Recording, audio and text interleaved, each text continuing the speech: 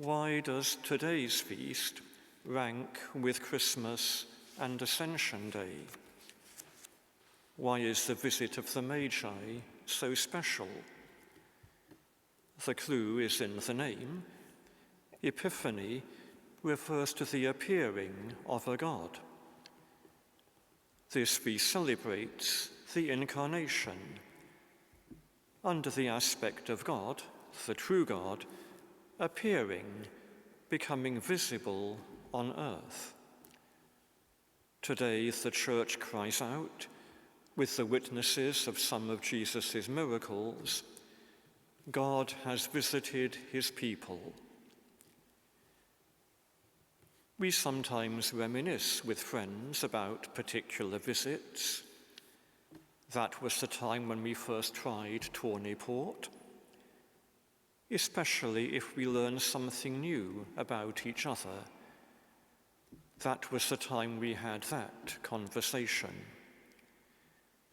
So the Church naturally reminisces about key moments during the visit of her divine friend, moments when she learnt something new about him.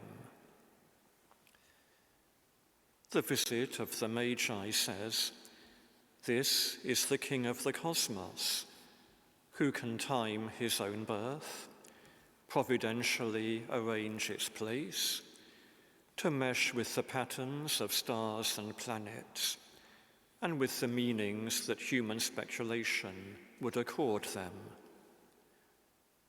Among the star signs that we know could have been observed at the time and would have given the right message, there was a triple conjunction of Jupiter with Regulus, followed 9 months later by a very close conjunction with Venus, then by Jupiter's apparent standing still.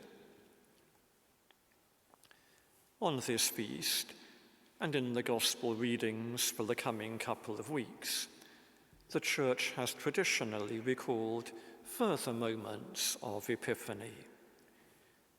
When Jesus was found in the temple, holding his own with the scholars who pondered the law that he himself had given. When Jesus was baptized, and the Father's voice and the dove's descent revealed him as the eternal Son who would baptize with the Holy Spirit. And when he turned water into wine, revealing himself as the Creator who, year by year, turns rain into the blood of the grape, then in the caves into wine. When an ancient king with divine pretensions allowed himself to be seen, it was with spectacular pomp. In T.S. Eliot's Journey of the Magi, when they find the place, it was, you may say, satisfactory.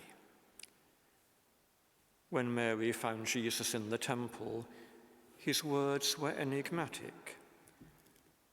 A few lookers on saw the dove. John the Baptist saw its meaning. Mary, the servant, and John the Evangelist saw where the wine had come from.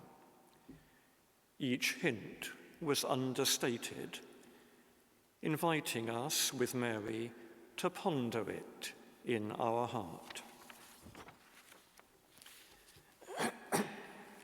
It's traditional on this day for the deacon to announce the date of Easter and the related feasts. That was practically useful in the centuries when most people couldn't possess diaries. Father Bruno will make the announcement in a few minutes, and you should have the translation on your screen. He will use the traditional melody, which is the same as for the blessing over the Paschal candle, that symbol of the sacrificed and risen Christ. The melody points us forward to the great Paschal feast. For two of the Magi, offered gifts that spoke of sacrifice and death. The finding in the temple followed a 3-day loss. The baptism at the start of Jesus' ministry pointed forward to another one at its end, when the divine bridegroom would pour forth water and blood for his bride. The moments of Epiphany we celebrate today anticipated a clearer and more understated, enigmatic one. On the day of that Epiphany, the Church used to sing Habakkuk's prophecy in its old Latin version. When the years arrive, you will be seen. When the time has come, you will be exhibited. You will become known between two living things, understanding by that the thieves crucified on his right and on his left. In the name of the Father, and of the Son, and of the Holy Spirit.